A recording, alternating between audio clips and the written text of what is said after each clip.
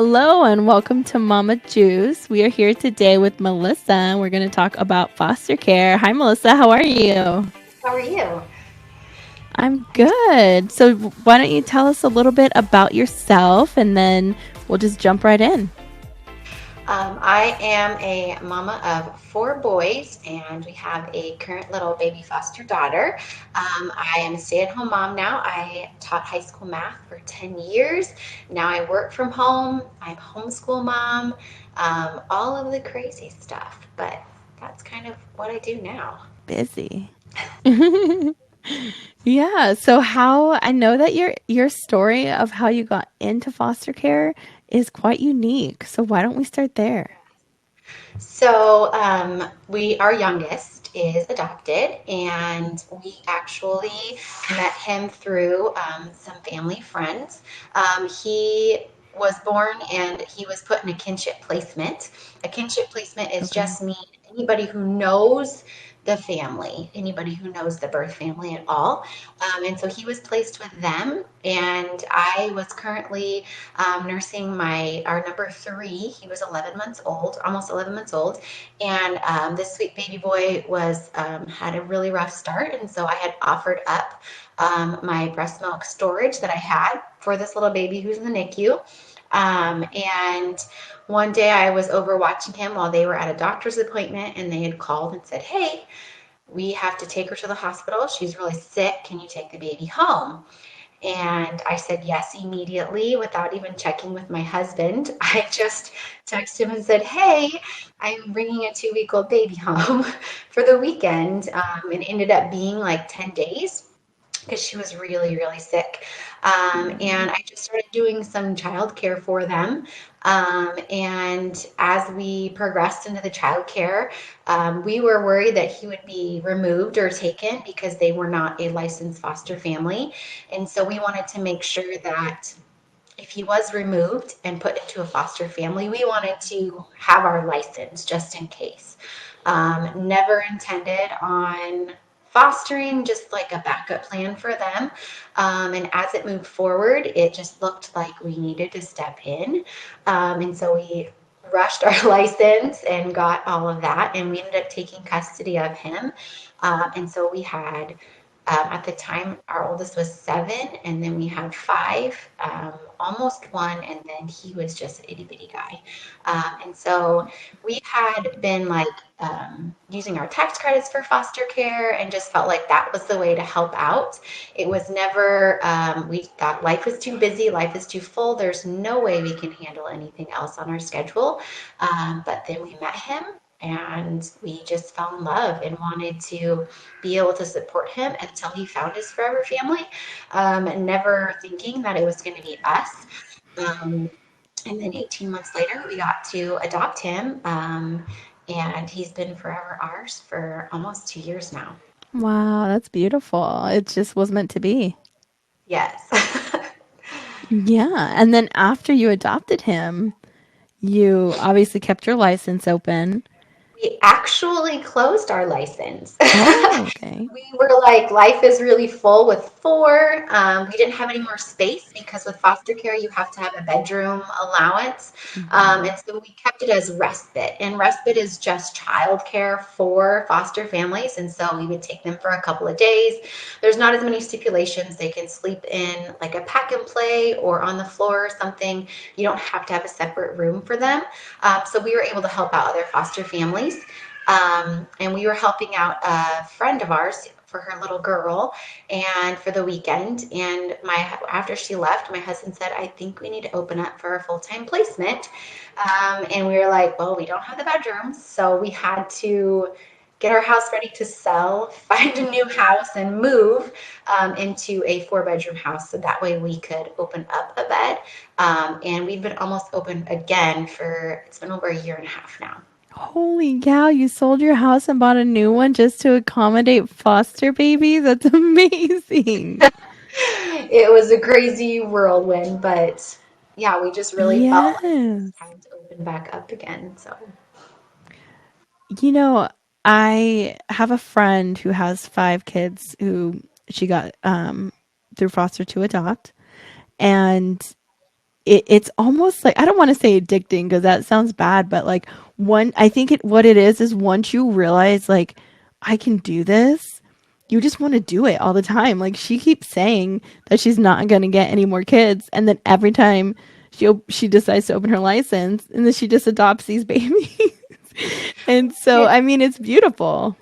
And it's hard because once you see the need, it's really hard to Yeah. like just close the door to that. And so, like, after seeing all of like, I mean, I would look on the placement center and they'd be like 27 kids this weekend, and my heart would just like break because I knew 27 kids were sleeping on the floor. And I just couldn't handle that because we have, I mean, everybody lives to their capacity, meaning like you always feel overwhelmed with what you have until you adjust to some Right. other new stage. And so every time it's taken a new adjustment, but I just feel like since I get to be home and I get like we have the capacity to love on these little ones that for now, that's just kind of what we're doing. Yeah. And so, is your intention to foster and not adopt, or are you just kind of playing it by ear to see how things go? Well, I would love to adopt another one. I really would. And it's really hard because I go like all in. As soon as I get them, they are Yeah. mine. I'm very possessive over them, very fight for them, and so it's hard when you're sitting there and you have no rights to a little one that you know that you Mhm. could give them a life without the trauma that they are dealing with. And so if the perfect situation arises, we both have already said, yes, we would adopt again. But we didn't go into it into the intention of adopting.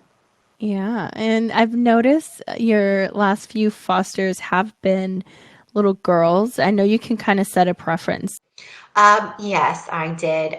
The boys really, really want a sister. They ask for a sister all of the time. And they always say, we have enough boys. Can we please get a girl? So you can set your preference. And so at this stage in our life, we're 0 to 2 because of a lot of research we've done. They say to stay younger than your youngest child so that you don't mess up birth order. Mm. But also, we had our first placement when we reopened was only 8 months younger than our youngest. And it was chaos because I had 3 little ones within 18 months of age. And so we just decided for the season that we're in, we're just going to take the little ones because they're not in competition with the other Yeah, two toddler boys. So, yes, they have asked that we just do yeah. girls. The boys have because they just want a sister so bad. That's so cute. Yeah, I get that. My daughter wants a sister really bad. She asks me all the time, and I'm like, "Well, that's why we got you Luna, your dog. She's a girl. She's your sister." Um, but I get that. I empathize with not have wanting them to be so close in age because I had my twins 11 days before Jasmine's second birthday, so I had 3 kids in 2 years, and that is rough. Like that is hard. And like you said, everybody's at a vulnerable age. Everybody's their needs are the same. And that's what's hard about kids so close in age is like their needs are almost exactly the same at the same time. So, and you're a twin, right? Yes, I am. I have a twin sister. She helps out with our, like, if we go away for the weekend, she'll help take our little one because you have to specifically, like, people can't just take your fosters. Like, it has to be Mm, fingerprint clearanced and very, very specific. So, um, since she's a nurse, she fits all of the categories that we need. nice. And so, as a twin, would you consider taking on twins? Yes, there was a set of twins at placement not too long ago, and I was like, but we'd have to, right now, we only have one bed open. It would be a quick amendment if needed. Um, but we'd have to, I mean, typically, I mean, when we've been on the list, we've only been on the list for a few hours before we get our next placement. And so it Wow. just doesn't happen. I think the longest we waited was like a day and a half. So, Wow. That just tells you how much of a need it is. yes, so much. So what advice would you give to somebody who has it in their heart to possibly become a foster mom, but maybe they're scared of the process or they're scared that they can't do it? Like what tips would you give them? I would say like reach out to somebody who is a foster mom or like find an agency. There's so many great ones out there. It is so overwhelming. And I'm not going to lie and say that it is sunshine and rainbows. Like it is hard, but um, knowing, like my husband said, like, because I get super, super attached and super emotional. And he's like, but if we can give them every day they're with us is one less day that they're in the crazy, one less day they're in the hard. And so just knowing, like, yes, it's going to be hard. Like, I had to take a 3 month break after our last placement because I was just broken and so sad about her leaving. But I would have said yes again. Like she needed us during that time. And so if it's in your heart to seek that, like I would encourage you to go and find out all the things because these kids need loving homes. They need people who are um, willing to say yes, even when it's hard. Yeah, absolutely. And so I know you were doing Beachbody, right? That you're a trainer. Do you still do that? I still do my online fitness, yes, because I taught high school math for 10 years and then I came upon this opportunity and really was just doing it so that I could quit one of my teaching jobs, not quit teaching entirely. But I know, and I'm so thankful for it because of this business, I was able to come home full time. And if I wasn't home full time, we wouldn't have said yes that first time because I would be working full time and coaching and all of the things since I was a varsity softball coach as well. And so this definitely came at the right time so that we had the opportunity to build my business enough that I can stay home and work because I mean there are appointments and there are visits and all the things. So since I'm home, we can take the newborn babies who are not allowed to go to daycare yet. We can take the kids who need to just be in home um, and there's not a lot. I mean, even if you can't be home, I want to encourage you. Like, you get daycare paid for, you get all of those opportunities. So don't let that stop you. But there are like the babies who come home from the hospital who are not allowed to go to daycare, and they send them to people who are at home because I don't need a daycare for them. But you do get daycare. I don't want you to think that you don't. Yeah. So I know, and one thing that I've gotten from your social media, and that's why I reached out. Like I've seen how passionate you are and how close you get to these babies. And so you mentioned the other placement, and I'm wondering, do you have the option, or have you been able to stay in contact with where they end up and get updates on how they're doing? Every situation is different, so it really depends on the parents. And so, like our first placement, she got moved with siblings to another foster home, and she is still with them. I'm still in communication with her biological father and her foster mom and dad. And so I get updates from her all the time. And she's thriving now that she's with her siblings and really just adjusting. Unfortunately, with our second baby, mom continued to make bad choices, and so she did not want to have communication. She was hiding a lot of things that she was doing, and so she still does have custody of the kids. If they do come back into care, we get called first. They will, like, that's what we're on the list for. And so I just have to continue like praying that that she's safe and protected. But she had asked to not have any more contact because um, I think she just didn't want anybody to know what was going on, to be honest with you. Sure, sure, yeah. And the little baby that you have now, how old is that baby? She will be 1 in just a few weeks. Oh. And how Yes, are things looking with her case? Do you think it's going to be a long one. Every case okay. is different, and this one has so many complexities and all different things. Um, when you get a case, you never know what's going on, whether past history with parents, And it really depends, like in different situations. Like our little girl is half Native American, and so that adds a whole new thing in Mm-hmm. there because of the Indian Child Welfare Act. And that can unfortunately drag things out for a while. But she's thriving now. She's starting to walk and she's talking, saying different things, and she's super happy. So we're just trying to take it one day at a time right now with her. Yeah, that's true. There are those other things you have to take into account, like the tribes and whatnot. I know my friend had a little Native American baby as well. So I remember her talking about that. So this is kind of a loaded question, and you can answer it or not answer it. It's okay. I'm curious. There are a lot of stereotypes and misconceptions, I think, about DCS and how they run, and are they good? Are they bad? Are they doing more harm than good? Now that you're in that world, what is your perception of them? Like, do you feel like they're doing good for these kids? Honestly, I do not. It is a very, very broken system. And I feel like they are more worried about the parents' rights than what's best for the child. So many times, children are returned over and over and over to their parents Mm-hmm. who continue to abuse them, continue to do drugs, continue to neglect them, but they just keep getting multiple chances, and kids are stuck in the system for 2, 3, 4 years and aren't able to heal and move on and do the counseling to just go on to that.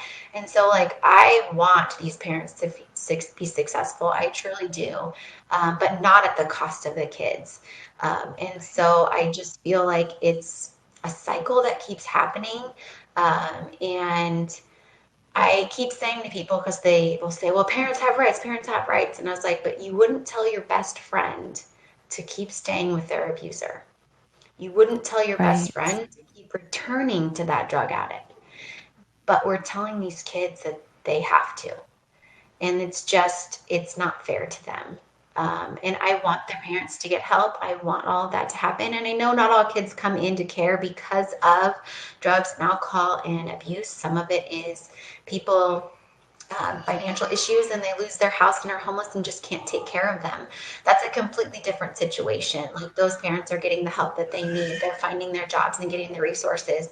But the kids who are continually abused and having to deal with that stuff, I just feel like DCS is failing them. Um, and I mean, in our second case, I was heartbroken because this was the third time that kids had been in care and they were returned, and Mm. nothing has changed. And so it's like, it's just, it breaks my heart because the longer they're stuck in this cycle, the less likely that they will be to be adopted because they turn those unadoptable ages. They end up aging out of the system. And I feel like there's got to be a better way. And I don't know. I know everybody's overworked and underpaid, but we're not dealing with puppies here. We're dealing with humans, and there needs to be some Right. accountability, and there are several laws in place, but they're just not upheld. And so I just feel like there needs to be a huge change in our system to protect the kids. Yeah, it sounds like it. Well, I'm so happy you were willing to share that perspective. Because I always wonder, I mean, I've had friends who work for DCS, and it's true. They work for DCS because they get school paid for, and then they have to sign a contract to work on them for like 2 years, I think, and they just are buried in cases, buried. And Oh so yeah. you can't really blame the caseworkers. It starts at the top, right? And it's just like, I mean, not to get so negative, but it kind of drives me crazy, the stuff that this country will spend money on versus what they won't. And Yes. you've been in it like across the board because first it was education, which you've Mhm. seen, I'm sure, how things go wrong there. And now you're in foster care, which is another area where it's just failing. And it just, I don't know And the it solution these either, but workers have like 90 to 100 kids on their case.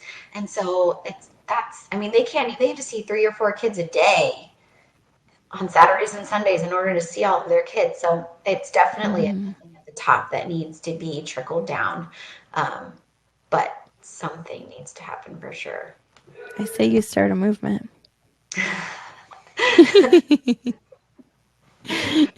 It's funny because I do. I have a friend who's also a neighbor who currently has three placements, siblings. She does foster care, and she says the same thing. She's just like, it's a mess, and these parents are just allowed to do whatever they want and then get their kids back. And I feel like not only is that sad and hard and just not right for the children, but it's also you're wasting resources because you know you're going to end up having to pull them and Oh, yeah. start from scratch. So you're creating more work for yourself at that point, you know? So I don't know. That's a tough one, but do you have any last I usually say tips? I think just like, I feel like there's just so much need in the foster You can care go. community, whether Okay. it is asking your foster care friends if you can watch their kids so they can go out on a date, making dinner for them. My cousin has it's called Laced with Love, and she collects new and gently used shoes and she brings them to the DCS offices. If you see somebody who has a placement, like providing diapers or clothing or something. These kids come to us with what they're wearing. When we picked up our first placement, she literally walked out with one shirt, one pair of pants, and a pair of shoes, and a diaper that she was wearing. That was it. And they said, "Here you go." And so you have to go and provide all of this stuff, Oh, and they give you a $50 emergency clothing budget to clothe them. And I don't know about you, but in $50, I can't get diapers, wipes, and 5 to 7 outfits.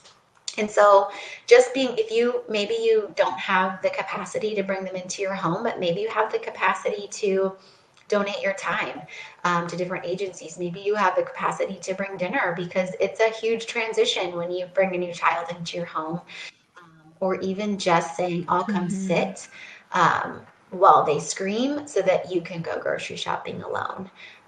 It's just, there's so many ways that you can help. You don't have to be a foster parent, but you can really support that community.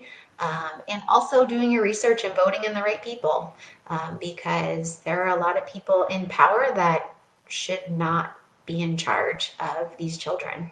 Yeah, absolutely. That's a great, great thing to say because I never thought about that. You know, like how can I help without actually becoming a foster parent? Because my house is full and crazy and and they would not approve me. But yeah, I can help in those ways. That's awesome. Thank you. Are there any organizations that you want to like kind of throw out Like I there for said, people Laced to with look Love, that's into? a really easy one. She will like even come and pick up the shoes from your front door, so you don't have to. They're getting their 501(c)(3), so they're going to be a not-for-profit, so you can do your tax credit. We love Christian Family Care, and then there's Nice. one out in. I'm gonna do this really quick because she is awesome, and they do food boxes and stuff for a bunch. And ASA Now is really, really amazing. They do classes, they help kids who are aging out of the system, and providing them with places to find a job, even learning how to budget and get an apartment. Because when these kids turn 18, they don't have anybody. It's see you later. And so just like helping those places, they is just huge. Training those kids to be able to go on to the next step and be productive individuals. Yeah. Right. And just my last angsty comment, I guess, is people act like it's not their problem, you know? And even if you've taken care of, look at it like, do you want a bunch of burdens on society? Because the back and forth with the abusive parents, the drug addict parents, you know, the instability on top of, like you said, at some point, kids get to an age where they're not as easy to adopt out. Now you have these kids aging out of the system with no resources, no tools. And what do you think they're going to end up doing? And Right? So even if you can't look at it from like a good-hearted place, look at it like I'm going to have to deal with this person someday. Yes, it's not the kids' fault at all because they have no choice in Right. the matter. And so supporting them is such a big deal for them. Just having somebody who, and there's also, you could be a casa, which is just a court appointed, like you just are like their advocate. You help speak for them, you talk to them, you support them through the hard times. And so you don't have to be there all of the time, but maybe you have a couple hours a week that you can go and hang out with a teenager or an 8-year-old little girl who just needs a friend. I remember looking into that before I had kids a long, long time ago, but I never looked into it enough to know like what the commitment was because I was just concerned, as I was working full time and I didn't want to go into it and not have the time that they needed. But is that something that somebody who does work full time could potentially take on? I believe so because I have a friend and he did go through all of the training. I mean, it's not like daily commitment, but you're an extra voice. Casas get to speak up in court, whereas foster parents do not. And so it's just Oh. somebody who can advocate for them extra. Um, and so it's awesome. I mean, you can even just go and rock babies or sit in the NICU with foster babies who are not placed yet. There are just so many opportunities out there just to love a couple hours a week. Yes. Okay, perfect. I hope everybody who's listening and or watching goes and volunteers to do any of these things, right? Well, Yep. thank you so much for your time and for what you do for all these beautiful babies that you take in. Thank you for having me Of course. You have a great rest of your day. too. Bye. Bye. All right. Well, thank you everyone who came out to listen or watch, depending on what platform you're on. Obviously, I love talking about foster care. I've actually felt that at some point in my life, I'm going to be a foster mom. I don't know why, but I feel that. So hopefully, I can make that come true at some point. I hope you got a lot of information and just were inspired to help in some way. I think a lot of times we get overwhelmed with how can we help? We think, like Melissa said, you don't have to be a foster parent to help these kids. There's so many other ways to help them. And I'm going to compile some of those links and put them in the description so that if you want to check it out, you can do so. I really want to look into, I think she said CASA is what it's called, where you're basically like, I want to say like a mentor for them that also acts like an advocate in court and whatnot. So that sounds amazing. And then if you know anybody who has foster kids, I feel like compelled to reach out to my friends right now who have foster kids and just say, how can I help you? Your kids' clothes that they outgrow that you're like, oh, I'm just going to take them to Goodwill. Find somewhere to take them that can benefit some foster families. So I am so happy I was able to bring you guys this story and this information, and hopefully we can make some waves and types of changes in the system in the near future to help all these children who need us. So thank you. And please, if you like this kind of content, remember to subscribe because together is a beautiful place to be.